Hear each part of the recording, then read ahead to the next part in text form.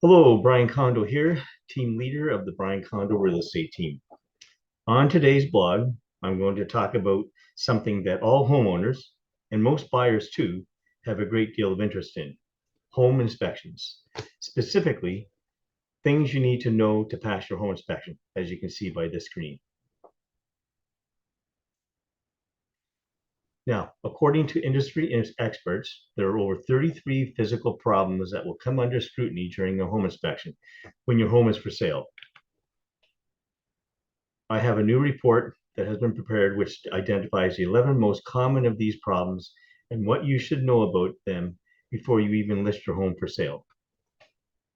Now, whether you own an old home or a brand new one, there are a number of things that can fall short of requirements during a home inspection. If it's not identified and dealt with, any of these 11 items can cost you dearly in terms of repair. And that's why it's critical that you read this report before you list your home. If you wait until the building inspector flags these issues for you, well, you will almost certainly experience costly delays in the closing of your home sale, or worse, turn prospective buyers away altogether. Now, I'm just going to take a second here. You could technically get the home inspection yourself. There are some sellers that will actually get a report done before the home inspection, before you even put your house on the market, to get an idea of what should be done. Now, if you've got an older house, that's probably a good idea, because the home inspector can actually flag things for you that you can work on. However, this report that I'm going to go with you will basically show you some of the things that you can do on your own. But again, some people will get the home inspection done beforehand at their cost. Most of the time when a buyer comes in with an offer, they're going to do the home inspection at their cost. Okay, let's go on to the next one. In most cases, you can make a reasonable pre-inspection yourself if you know what you're looking for, and knowing what you're looking for can help you prevent little problems from growing into costly and unmanageable ones. And that's after, the home inspection is done, the buyer takes a look at the report and says, oh boy, I love this house, but I'm not sure about this. Sometimes you can nip it in the bud before you even show the house. So, home buyers want to know your home inside and out.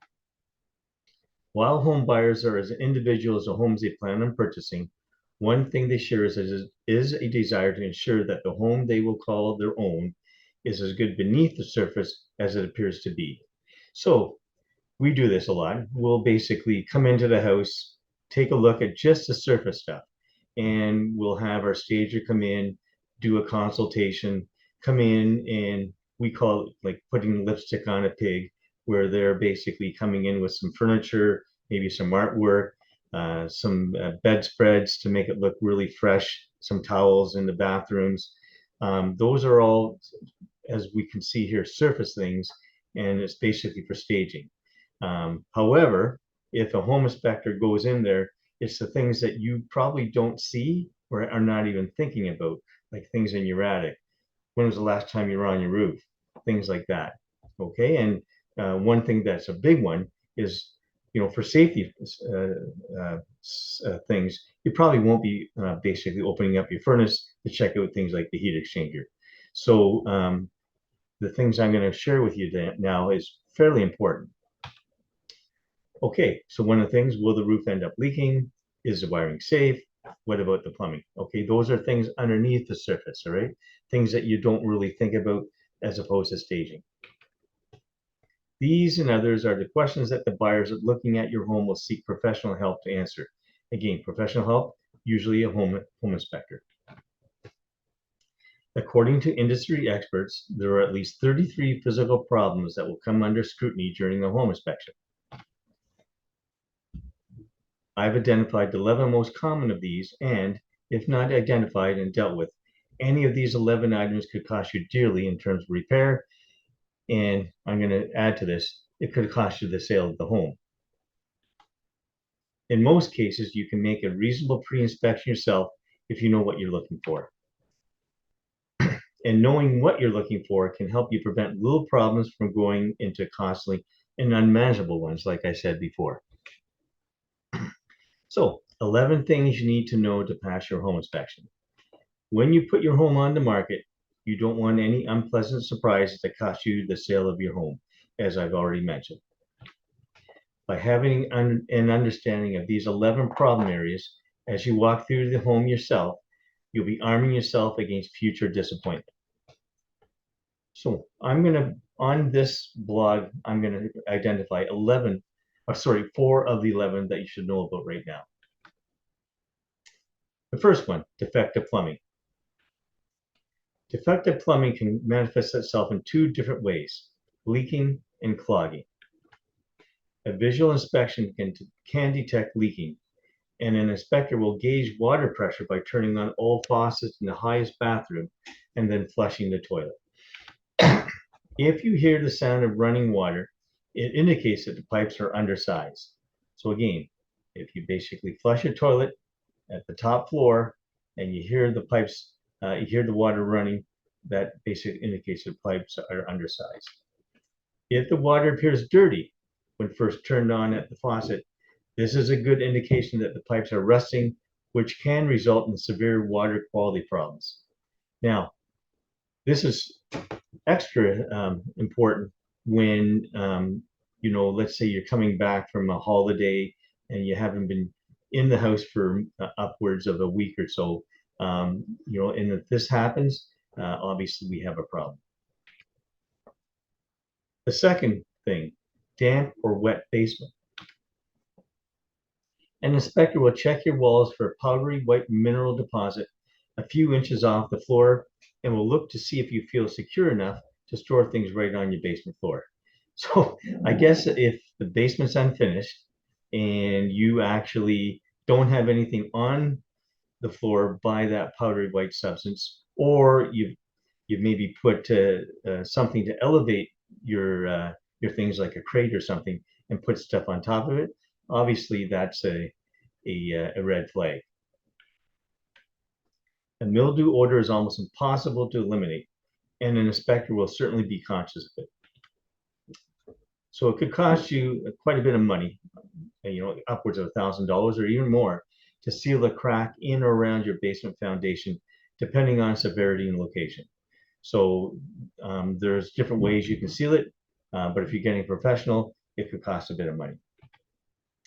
Adding a sump pump and pit could run you around $750 to $1,000, and complete waterproofing of an average 3-bedroom home could cost you upwards of $15,000.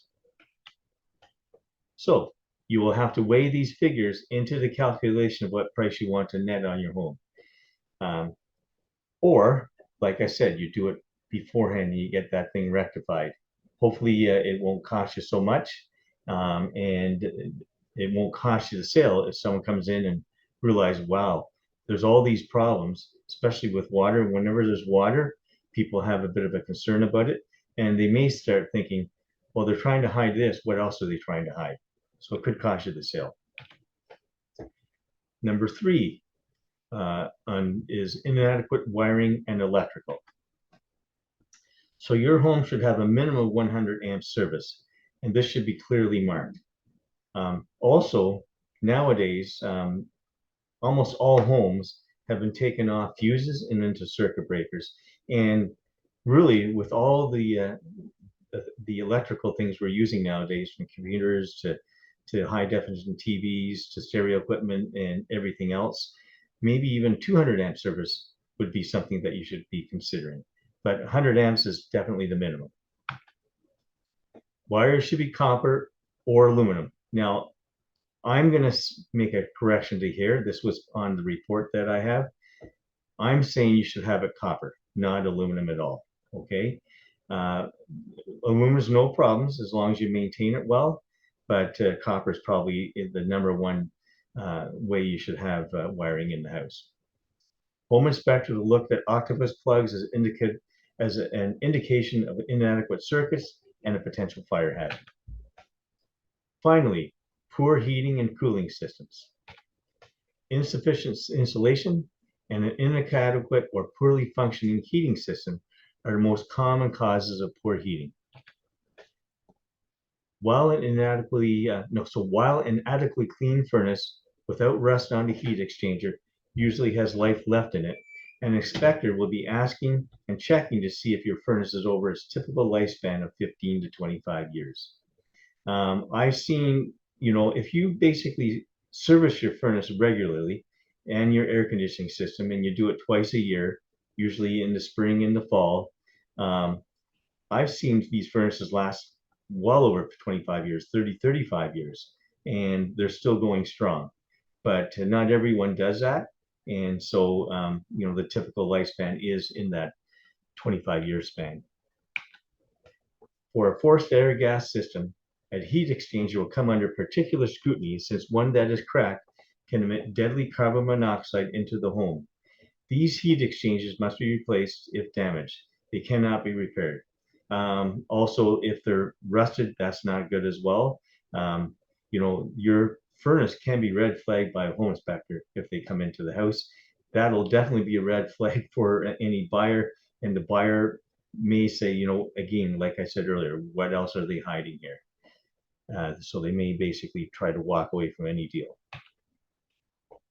Anyways, so there are the 11 in an effort to draw attention to this very important topic. If you'd like to see all 11 of the most common inspection traps, I have put together the report entitled Things You Need to Know to Pass Your Home Inspection, which explains the issue in greater detail. You can grab a copy of that report by clicking the following link. And I'll say it, www.briankondo.com/inspection. You can also go to briankondoteam.com/inspection as well. Or you can give me a call at these numbers. So thanks for reading this week's blog. However, I want to just tell you that, I have a number of different things that I offer. One is I have a performance guarantee. Your home will be sold guaranteed or I'll buy it. There's no gimmicks. If you want a free special report that details this program, you can go to this website right here, this domain name right there. Also, your referrals will change lives. So we donate a portion of our income on every home sale to a great worthy cause like Sick Kids Hospital. To find out more about this, again, worthy cause, you can go to this website, and it's www.referforsickkids.com. And finally, if you or anyone you know is considering making a move in the next little while, you can give me a call or pass on my number. Again, it's these numbers I already showed you before, but one is 905-683-7800. That's my office. You can try me direct at 905-426-7484. If we don't answer, you can always leave a message, or you can leave a text. Have yourself a great day. Again, thanks for looking at the blog. And if you want the rest of the report, go to this website right here. Thanks a lot.